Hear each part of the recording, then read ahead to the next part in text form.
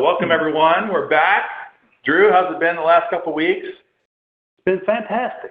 Yeah, Drew's looking good. Look what, John, this is what you have to look forward to. You know, no more mullet from Mr. Watson here. Got it high and tight in the back. Lady cut my hair, found a $20 bill back there. So, yeah, well, that's good to know. That's good to know. Well, we're glad to be back with everybody. We got an action-packed agenda tonight on our Wednesday webinar. We've got our first guest is Mr. Bob Bonfiglio out of New Hampshire via Florida. Bob had the luxury of getting stuck in the pandemic in Florida for the first couple months. Bob, how was that? It was very warm. Yeah, good. And very scenic on the golf course. It was nice. Yeah. So he's back up in New Hampshire. Nobody ever knew because we were all working from home anyway. Right. Yeah, easy transition for you.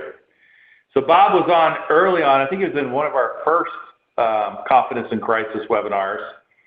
And so we've got him back here kind of really I'm not saying it's the end of the pandemic, but places are starting to reopen. And Bob, what I wanted you to talk about today is we went through an exercise last week with your team where we examined all the changes that went on from when the pandemic started up until now with reopening starting in different places or different phases in different places. And we talked about the couple different types of changes that occurred. We classified it as there was a forced change, meant when all of a sudden government entities started saying, hey, this business is closed, that business is closed, you can't do this, you can't do that. And even though our business was considered essential, most people ventured home to work. So that was a forced change. And then I call that playing defense. We learned how to operate virtually on a full-time basis, both with clients as well as leading our team. And at some point, after we kind of shook all the cobwebs out of all the just forced change and kind of got used to, that rhythm, we've pivoted and started to have plan change. Things like, hey, we still need to market, so let's have some virtual events. Let's set up market conference after the market conference calls.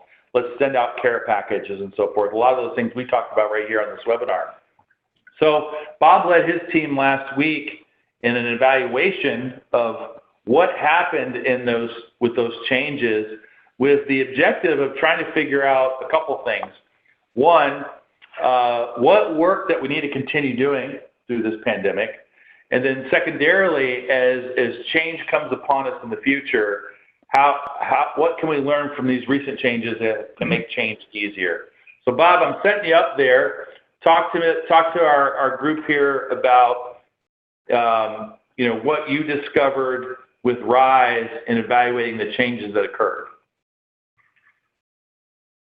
Well, I think when we kind of regrouped and figured out what did we do, what went well, what didn't go well, etc., we felt pretty good about that we reacted pretty quickly. So I remember it was I think it was the second week of March, and we got together on the weekend on the phone, and we decided that we were gonna be closed as of that Monday. And so we announced it to everybody. Everybody went in and got their computers on Monday morning, and Monday afternoon we were up and running virtually, just like that. And so one of the things that we were pretty happy about is that we have invested in the technology and the tools to be able to do that. So we were set up pretty quickly.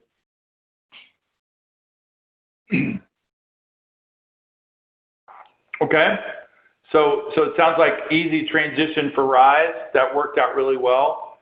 As you progress forward through all these changes, what were some of the things that when you asked your leadership team that you learned that you want to keep going forward as a part of kind of the RISE playbook? So one of the things we did is we set up daily check-ins with our advisors. So we had an advisor call every day at noon. We have an operations call every day at 9, just to check in, see how people are doing, if they're having any challenges, successes, etc. And at first, with the market tanking, it was just like, what are we saying? How are we keeping people invested? Yada, yada. All the conversations I'm sure you all had as well. But as things progressed, it became a really good communication tool, that daily check-in. And this is just a 15-minute check-in. We just say, in the last 24 hours, what successes have you had? Anybody pick up any new money? Any new clients? What conversations have you had? What questions? What challenges? And it became, over the last couple of months, it's become really a great best practice sharing, because we have across RISE, we have 21 advisors. Now, on any given day, probably 15 of us are on that call. And so there's a lot of best practice sharing right there. And it became a tool for the management team to also get out some key messages and follow up on some key initiatives. Like, for instance, we discovered pretty early people were all at home, working from home. They're on their phones way more. They're on social media way more.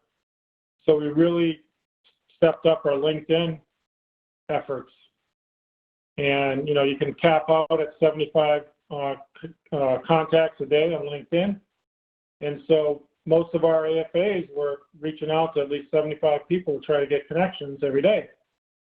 Mm-hmm. Something that wasn't, was happening in limited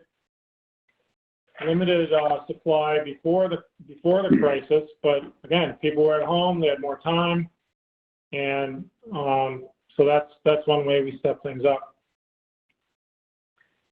Bob, was there anything that in kind of looking at it, that you would have done differently, or things that you thought for sure would have been kind of a whiz-bang success that ended up just petering out? Well, the biggest, I think, disruption was how we typically market. So, as you probably are aware, and you guys I'm sure do it too, you do a lot of events, local events, dinner events, private dining. I do that with a number of niches, and they're generally at a nice restaurant, nice meal, people come, we get business out of it, right? So we couldn't do that. All the restaurants were closed. No one wanted to come out. So we decided to still do I had one scheduled. We decided to still do it, and we did it virtually. So, in the long and short of it, I think we got half the attendance, half the ratios, but we still got business.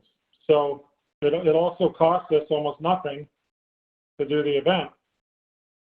So we still got business. So we're still doing those. We just figure we have to do twice as many to get the same results. Okay. When you think about all the changes that were going on and the way those changes got communicated to your team, what was some of the feedback that you got from the team as it relates to just, being in the know and we're pivoting now and we're going to do this, or we're pivoting and we're going to do that? What was some of the feedback around communication? Well, when things first happened, there was a lot of chaos. There was a lot of unemployment in the news, and people were losing their jobs. And in the leader's mind, we kind of knew things were going to be fine, but the team didn't really know that. So one of the first things I did is just put out a communication to everybody saying that, we need you. We're fine. RISE practices what they preach. We have a cash reserve. We have a business reserve, for these kinds of things. So we're fine, and we need all of you to be on top of your game to help our clients. And so we got a lot of great feedback about that, just to reassure everybody that they were going to be okay in their jobs. So how could they do their job if they were worried about it? Then we sent out meals to the team. I think we've done that 4 times now. About every 2 weeks, we send out meals to everybody on the team. We did some, so they didn't have to cook one night. We did some extra for the parents with young kids. The mom, most of which are moms on our team with young kids. They carried the extra burden of having to homeschool kids and manage all that, plus, doing their job. So we got, good feedback about that. We did a number of conference calls. We were at two conference calls a week with our clients to just answer their questions and keep them calm, and tons of great feedback about that. And the team really appreciated that because that took burden off of them as well. Because we had hundreds of people on these calls, and those are people that didn't have to call in, but some of them also called in to talk to their advisor. But we pivoted those too to not only play defense but to play offense. And we were from the very beginning saying, okay, here's the opportunities that this presents. In terms of tax loss selling, Roth conversion, buying low, selling high, rebalancing, what to do in your 401k. I have north of 100 clients at BAE Systems, a defense company. There's a number of employees here. I did 2 special webinars for them. So just BAE employees, just to say, hey, because you work at BAE, here are some unique things that are available to you that I want to talk to you about. So, but between those 2 calls, we had like 40 people in those 2 calls. So we pivoted to offense pretty quickly. Excellent. So those things, Bob, that you talked about doing on the virtual side, do you anticipate, doing more, even when live events, so to speak, are kind of going to be back in full fashion, whenever that may be? Do you still plan on doing these virtual events, though? Yeah, because interestingly enough, we were, as I mentioned earlier, we're doing that LinkedIn reach out, and one of the clients we picked up, we picked up, an engagement meeting from one of them, and before we knew it, we were just on LinkedIn going after people, and we did the meeting, and we find out they live in Arizona. We're in New Hampshire. The team member wasn't doing the filter like we would normally do to have like Boston area, which is our area. So we started thinking, this just removes all boundaries. Right. Yeah. Why not just, BAE, there's BAE plants, down in your area. There's BAE in Austin, Texas, BAE's in Florida. Raytheon's another niche of ours. They're all over the place. So why are we just marketing to New Hampshire? Yes, the people from Arizona are not going to come to the steakhouse for dinner, but they can come on a webinar. So it just really opens up, when you start thinking about it, it opens up a lot more. So yeah, we're gonna continue that because we can go nationwide. Yeah, I think that's a great insight, because oftentimes when we talk about marketing, some of the best clients that an advisor has, they'll say, well, I'd love to duplicate this client, but they're out of town, and they can't come to the live events. And what this now presents is that you could do an event, in your case, Bob, you're talking about BAE spread out in different places, but you could do a nice event for clients spread out in different places, whether it's the dinners you're talking about, a wine tasting, the bourbon tasting, whatever it may be. So I think that's a great insight to open that up beyond that. What else, as you look to make new changes going in the future, Bob, what were some of the takeaways from your team that said, you know, hey, here's some things we learned about change, that the next time we have some changes, you know, here's some things we should probably think about doing? Yeah, so one of the big takeaways from our session was to come out with to put together a playbook while it's fresh in our mind.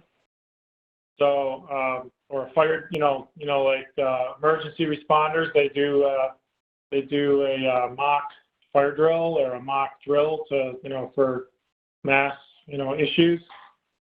So we want to have a playbook that says, okay, something like this happens again, here's what we're doing. Here's what we're doing from an investment standpoint.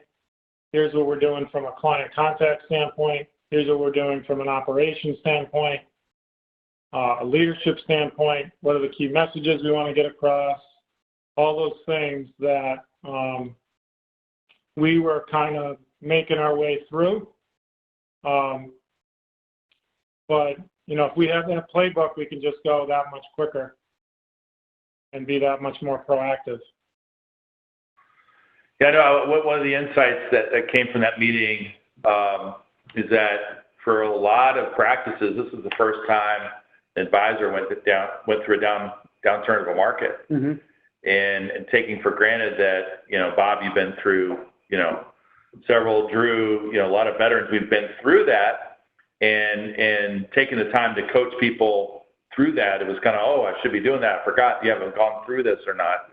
So that playbook's a great reminder, because I know that that kind of started from the idea, Bob, you guys had an investment playbook that you were using. Well, Bob, another question that is not only what we wanted to do or what we want to do, but documenting, like some of our even more veteran advisors were starting to capitulate when, the market was, down 30%. We're like, hold on, guys, this is like opportunity. We know it's coming back. We need to rebalance, and, this is what we said we were going to do. We need to stick to it. And so just documenting how people were feeling and how they were, getting anxious about it. And yet, even though you're anxious or fearful, that you still act. Because it's the right thing to do. Bob, my question was kind of dovetailing to that is, a good adage is cometh the hour, cometh the man. Who on your team did you identify that really stepped up, that maybe you and Brent took notice of, to say, okay, hey, there might be some real grit in this person, maybe a leader in this person? And then were you also able to identify people that, maybe ran the white flag up the pole a little bit too soon? Yeah, I think there were both of those. I won't mention the names of the white flag, but, Chris Kinane and JD and Brent himself. I mean, Brent was kind of like the featured person on our conference calls, and I was like playing host, and Brent and Nick's our CFA investment manager. So both of them were just like superstars on those calls, and especially Brent, because he's been through these as well, and he just exuded so much confidence that we got so many emails back saying, thanks for those calls. I feel so much better. Mm-hmm. I understand what's going on, stuff like that. So,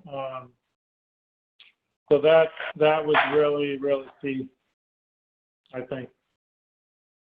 I just looked at a report. Our managed money is, we're basically even for the year in our managed money without acquisitions. We just did an acquisition, so we're actually ahead for the year, but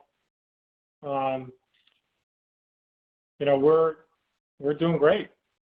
So, that's partly because how we manage the money, and partly because we're actually ahead of last year in new money and new client acquisition. And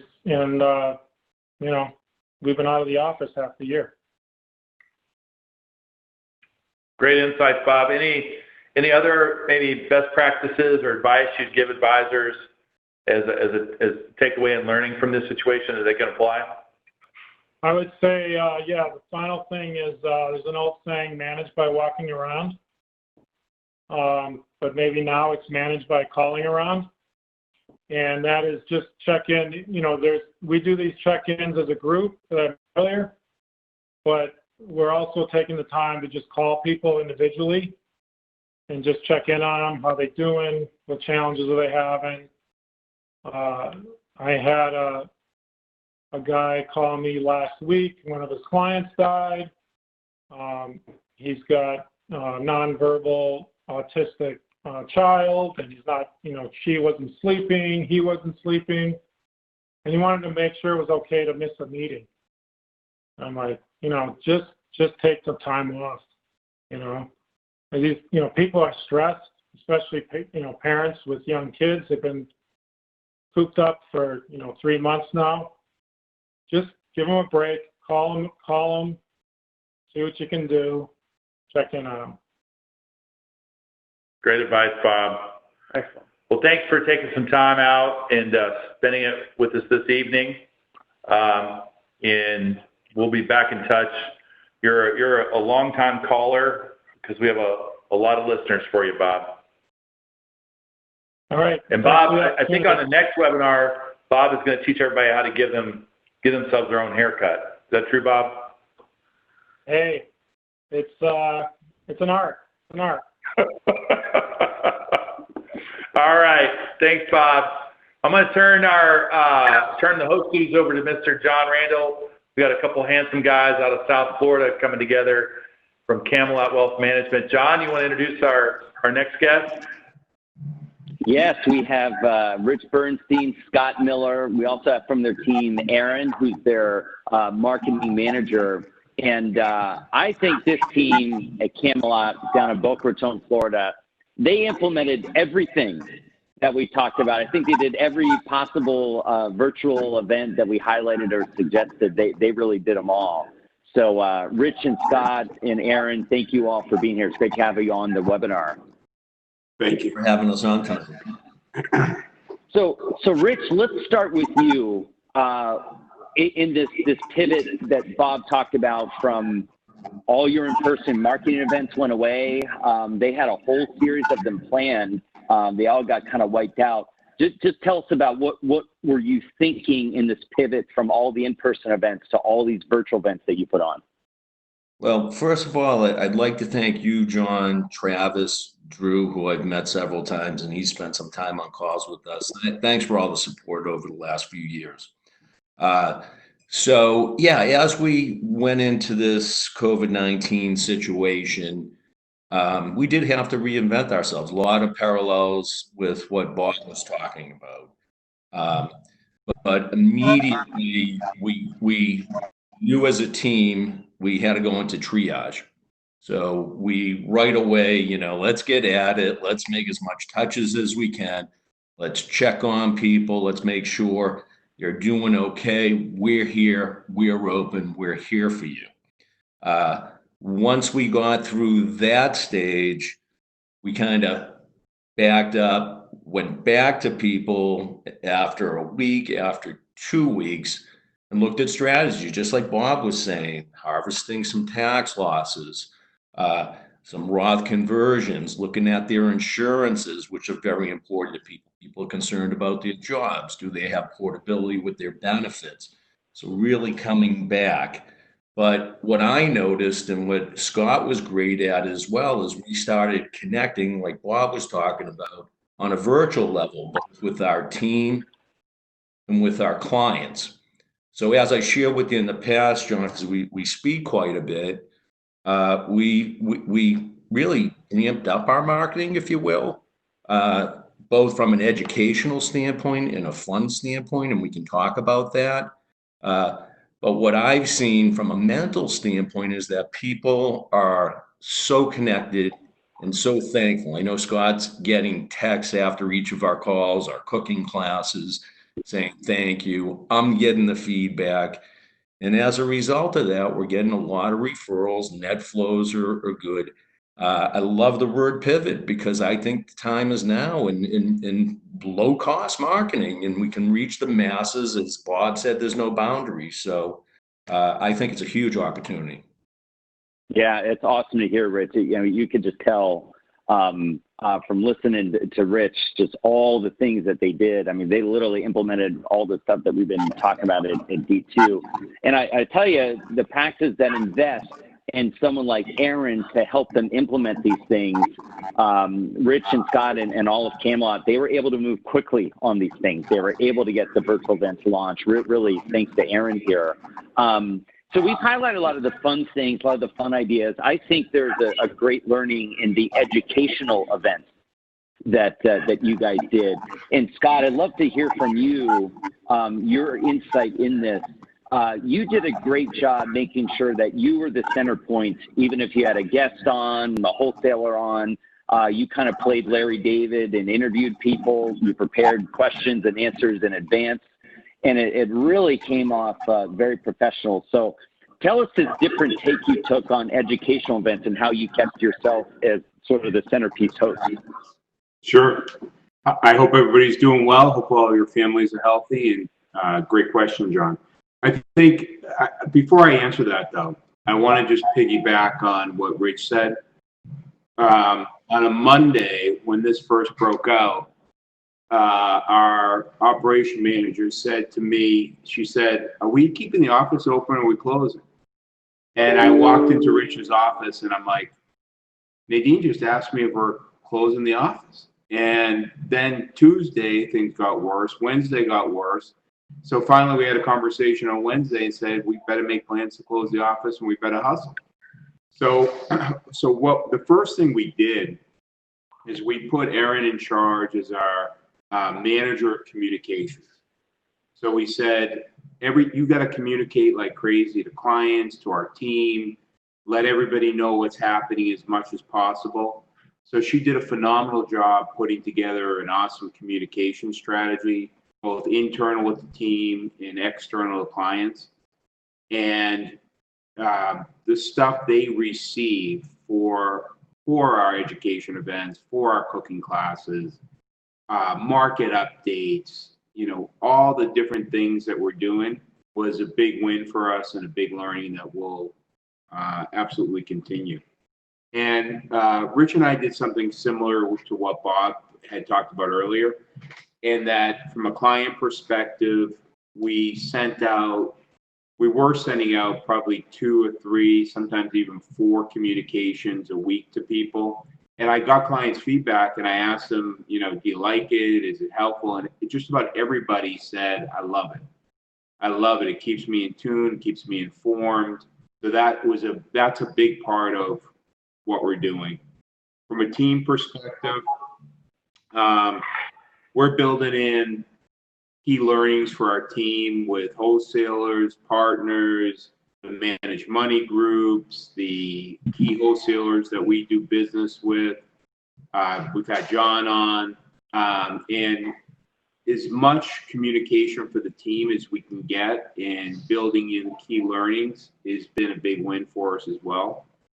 The other thing, and we didn't talk about it, and I'll let Aaron cover it, is Rich and I have a chef who we've been friends with for 15 years. He used to own a big place in Boca Raton, fancy Italian restaurant, great food, great ambiance. And unfortunately, he had to shut that place down due to the rent what they were charging him. So he reinvented himself and is running a restaurant in Fort Lauderdale, another Italian place. And he's got great personality. He's from Italy. He's got that Italian accent. He's very entertaining. So I said to Rich, I said, let's call Angelo and let's get him to do some cooking classes. He'd be the perfect person. So we set up a meeting with him, got together. Aaron's been the one managing it for us. But we're basically doing custom cooking classes for clients. And we're doing for small client groups. And we do a cooking class every other Friday. And we have one this Friday. And I give you, we'll have John get you the link. So if anybody wants to experience it, wants to see it, it's a lot of fun. We have so much people who love this. And so Friday night, we're doing a cooking class. We're making chicken or veal masala and some type of pasta dish. And people love it. People love getting involved and really being part of this, and that's been a big win for us as well. So I'll have you ask Erin the details, because she does a phenomenal job sending out ingredients and instructions and WebEx links and all this other jazz, and it's been a big win. The other from a educational component, because that's what you asked me, is we're doing meetings twice a week.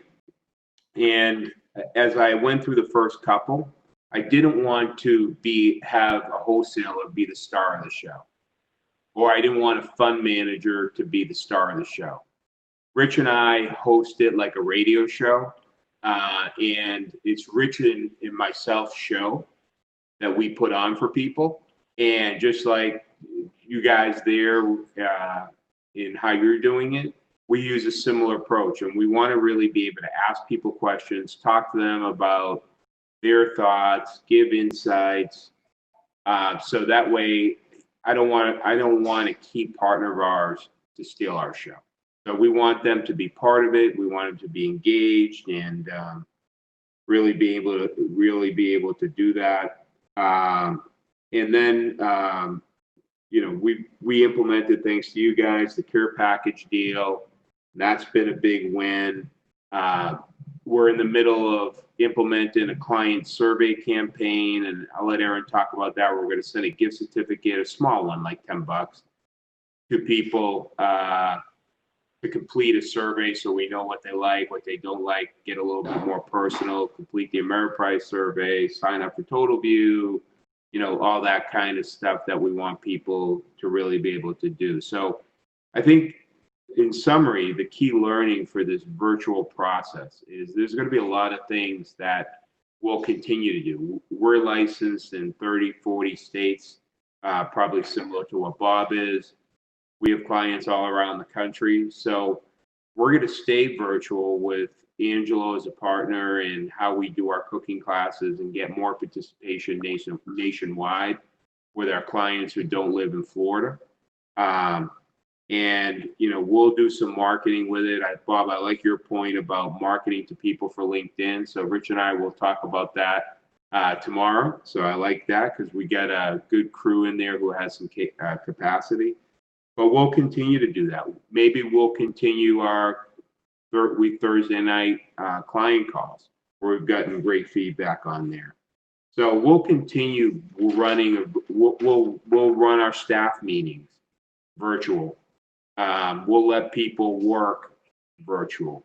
So we're going to take this tragedy that's happening right now, and like Rich said before, we are going to reinvent ourselves. We are going to be totally different as an organization, and I believe we'll have tremendous growth from that. And the last thing I'd say is, from a messaging for the advisors that are on this call, I'd say two things. One is, you got to tell people you're open for business, and you got to do it all across the board. Verbally, your team got to be consistent with it. Messaging, emails, texting, whatever, however you're communicating to people. And then you got to say, who else do you know that wants help through a different time? You got to just say that to people. You can do those two things, you will get new assets and new business in the door right away. And I think we got to just remember who we are, where we came from, and who we want to be, and how we evolve from a virtual world. Really awesome stuff, Scott. You can tell how these guys are growing so quickly, their mindset, their focus on growth. Gosh, there's just a few years ago when you guys started with D2, they're already doing over multiple millions in GDC, and they've really pretty darn close to doubled in the last 3 years. It's really impressive, and we're just getting started. I think the team and the opportunities that are happening here, it's a big growth spurt.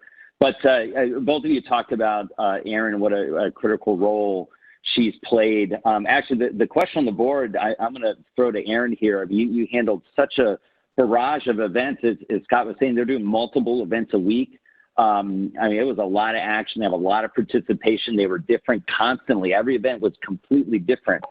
So So just the first question for you, Aaron, how did you keep up with it all? How did you get all this launched so quickly? Well, I think, well, first of all, thank you for having me on. I mean, we have a lot of wholesalers, a lot of relationships that Scott mentioned, where they're ready and willing to come and support us. So I think the relationships that we've built with them, in the business we do with them, obviously, has them, they're happy to come on, they're happy to talk to our clients, they're happy to give us that value. So, and I will say also that throughout this whole process, I've been very, very supported by Rich and Scott. As soon as we went virtual, they're like, what do you need? Do you need a printer? Do you need a laptop? Do you need a Wi-Fi boost? Like anything that we needed, us being at home, I felt very, very supported throughout the whole process. So that was a big part of it too. There was no, it was a pretty easy transition. So I think just building off of what Rich was saying about the chef, the connection we have with the chef and the cooking classes that we did, a couple things that that kind of surprised me throughout the process was that we were able to continue deepening our connection with clients virtually. We're able to pull them off on short notice, and for them to invite their friends and family to these events, it's just forwarding an email. So we have had a lot of prospects on, and another thing that came out of it was clients. We mentioned on the cooking classes that if anybody would like to host it personally, they're welcome to do that as well with the chef. So I've set up we've probably had 7 all client cooking classes and then about 5 just one-offs. So it's an advocation type community event with one client and then 10 or 15 of their prospects. So that's been really nice too. And then we let all those prospects know to come on the ones that we're doing every other Friday. So that's been a great thing coming out of this. And also now we have a following, I would say, of a solid 40 to 50 people that are regulars on these, and we're going to continue doing it as things open up because it's been great. It's really great. Some of the best attendance I think we've seen here.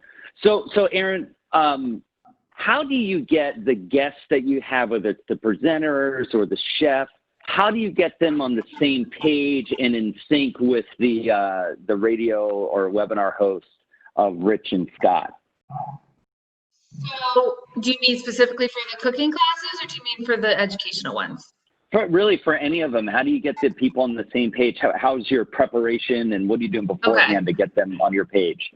So we use WebEx, and no matter what we do, we always have some technical glitch. So we do a dry run. Like I have a Medicare specialist coming on tomorrow night, and we just went on today at 1 o'clock, made sure his WebEx works, make sure that he's comfortable with the screen and knows how to screen share. So we always do a little dry run before. And then we usually, if the WebEx is at 5, we get on as a team at 4:30 and just run through who's going to speak when so that it just runs smooth. Awesome. You can really tell the preparation they do, the dry runs, they're very professional. New event idea, manicure webinar, awesome one. You can tell they're really getting creative and doing what their clients want. I got to be in person at one of their advisory board meetings last year, and they really get some great ideas from some really good clients, and they listen and they implement them. So awesome job, Camelot. Thanks, guys, for having on. Lots of great growth and good stuff coming from there. One question for you, John. You're gonna have to show us how we do an axe throwing webinar. John, I'll make one last comment for the group as you sign us off here. I just think whatever virtual event you do, there's got to be some component of clients touching, feeling, smelling, not the acts, but touching, feeling, smelling. So there's got to be there where if you're going to do a cooking class, they got to have the ingredients. If you're going to do a wine tasting, they got to have the 2 or 3 wines in front of them. If you can't touch it, if you can't smell it, if you can't see it, the virtual experience becomes out the window. Forget about it. It's not you're not going to get people back. You got to touch. One thing to add to that is we've done cooking classes where we pushed it a little bit and tried to make something a little bit more fancy with more ingredients. Simple is better. Every class is a beginner class, because then there's more time for little breaks and people to chime in, and we can jump in and do a little cheers with our glass of wine and make it a little bit more conversational. When it's hard work, it's a little bit less fun. So I would say just keep the events simple. And the question I always ask Erin is, who we bring in, how are we going to get them there? And then she figures the rest out from there. And she does a great job interviewing the host, coordinating with the chef. I mean, she spends hours a week doing all the little stuff that you asked, John. You got to have a person dedicated to coordinate. We've had so many WebExes where they almost fell apart, where we couldn't get everything logged in, we couldn't get it to work, and we took it right up to 2 minutes past the start time. I mean, we've had some close calls, but for the most part, Erin's done a phenomenal job interviewing the host, running through things, who's going to say what, meeting with the chef, the sommelier, what are we serving, what do we do it, is it going to work, is it not work, and then she'll push back and say, nah, don't go with that, go with this. And that allows Rich and I to see clients. Awesome, guys. Perfect segue, Scott, what you mentioned, the interactiveness of the virtual events is really key. And that's how you can link what we used to have in-person events to be virtual. So having the people involving the census, that's the ones that I see working most. Havard Lyons, who we've had on, those of you that know Havard, he's a very intelligent gentleman. And Havard, you can imagine, is pretty darn good at trivia. And he's launched this new event of doing trivia. So when you have something that you enjoy and your clients enjoy as well, it's a great fundamental of some of the best marketing events where the magic really happens and you connect with those new people. But a trivia, it's interactive. It's not someone listening for the whole time. They're involved with it.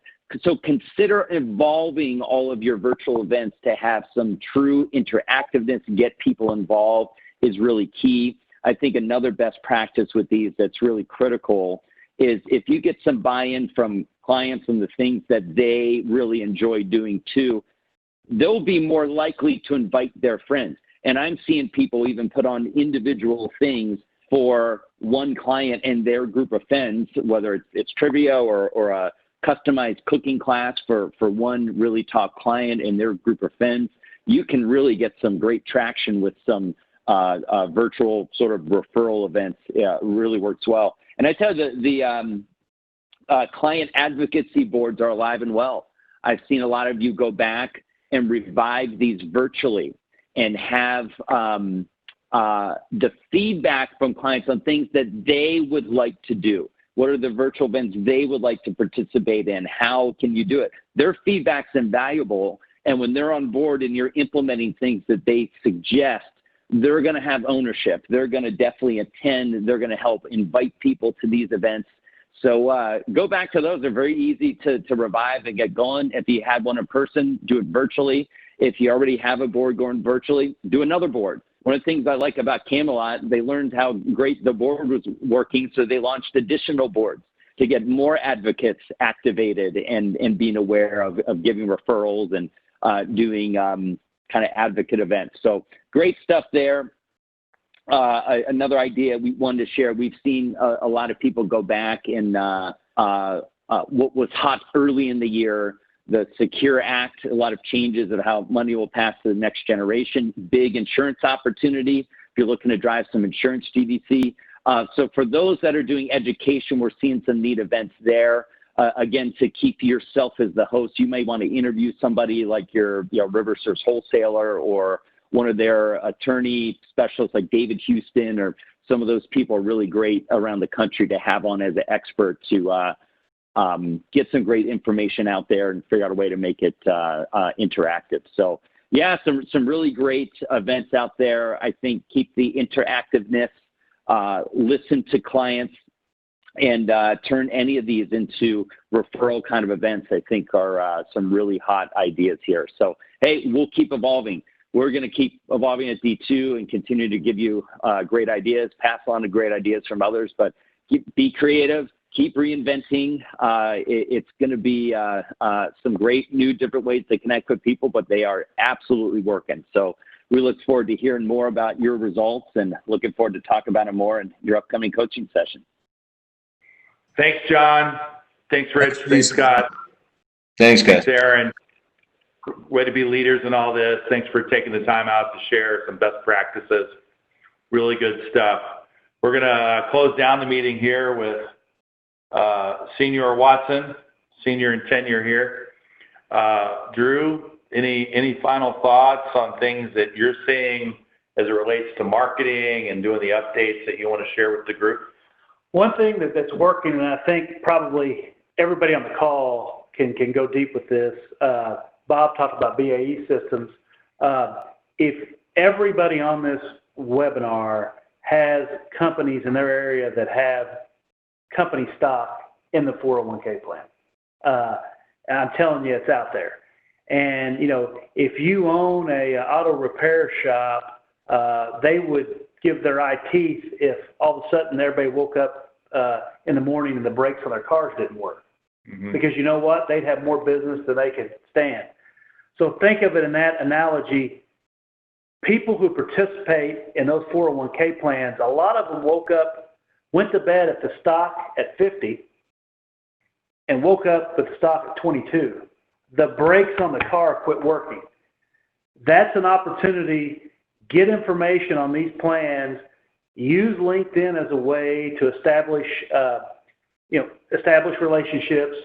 Become an expert on that plan, because I'll tell you what, just like the auto repairman, there will be people that won't forget the stock went from 50 to 22. It may be back to 45 or it may be at 28, but it's an opportunity to go in and seek business.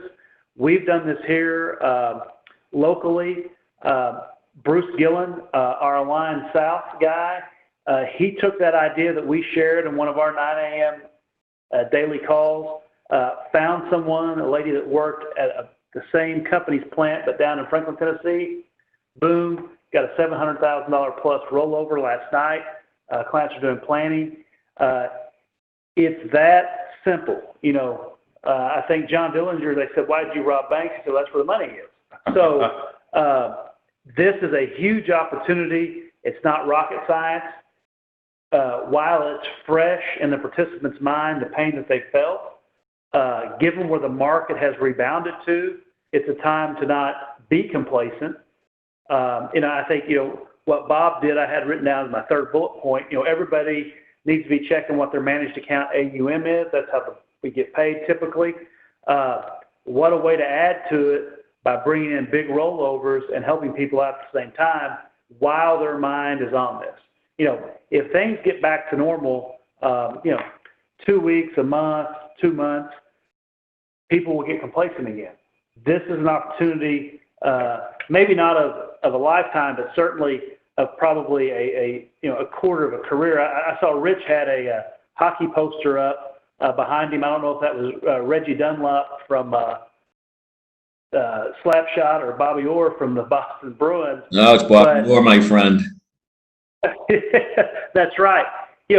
Like a hockey game, you've got 2 intermissions and 3 periods.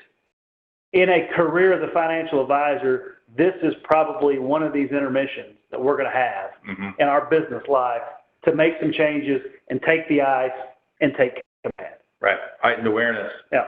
No, good point, Drew. It reminds me of you've used individual stock reports, approved research, as a way to communicate with your clients about what's going on at their company, but also as a way to reach out to those prospects to create a dialogue around, hey, this S&P report just came out about your company's stock.